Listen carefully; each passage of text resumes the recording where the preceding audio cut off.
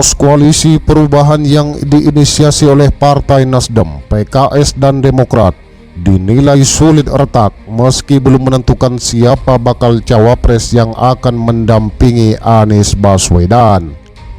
Poros perubahan sudah membentuk tim khusus setelah Nasdem mendeklarasikan nama Anies sebagai bakal capres. Ini merupakan keseriusan ketiga partai dalam membentuk poros koalisi, kata Direktur Eksekutif Indonesia Political Power Ikhwan Arif kepada kantor berita politik RMOL.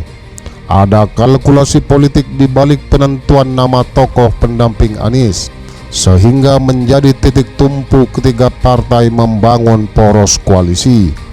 Ketiga partai dinilai sulit berpisah lantaran Demokrat dan PKS akan mendapatkan efek elektoral ketika mendukung Anies sebagai capres dibandingkan dengan mendukung tokoh lain di luar poros perubahan. Apalagi PKS dan Demokrat dinilai sebagai partai yang kerap mengkritisi kebijakan pemerintah, sehingga sulit bagi kedua partai untuk hengkang dan bergabung dengan koalisi lain. Citra partai politik akan dipertaruhkan dalam memilih figur pendamping Anies. Jika yang dipilih dari non-partai, citra partai akan meredup. Dampaknya pun akan mengurangi suara partai di pemilu 2024, tandasnya.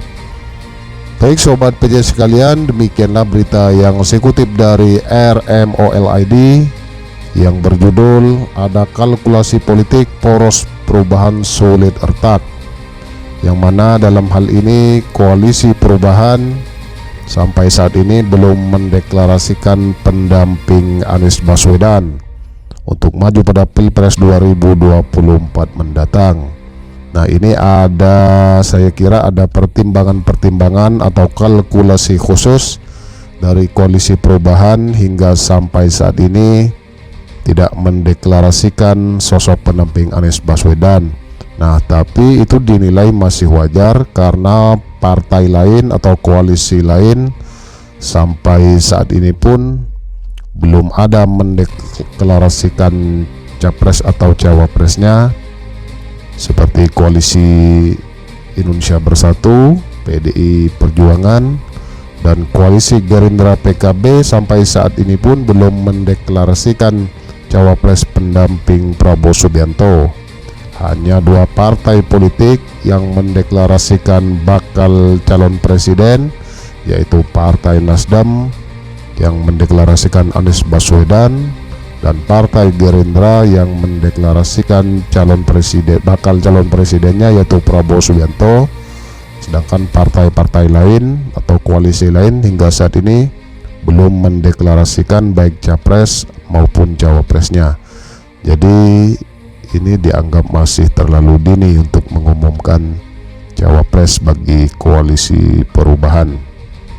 Nah, ada pertimbangan kalkulasi-kalkulasi politik dan pada akhirnya nanti pasti akan mengumumkan juga. Kita tunggu saja di lain kesempatan. Baik sobat PC sekalian, demikianlah berita yang bisa saya sampaikan. Kurang dan lebihnya saya mohon maaf. Terima kasih. Jangan lupa like, comment, and subscribe. Wassalamualaikum warahmatullahi wabarakatuh.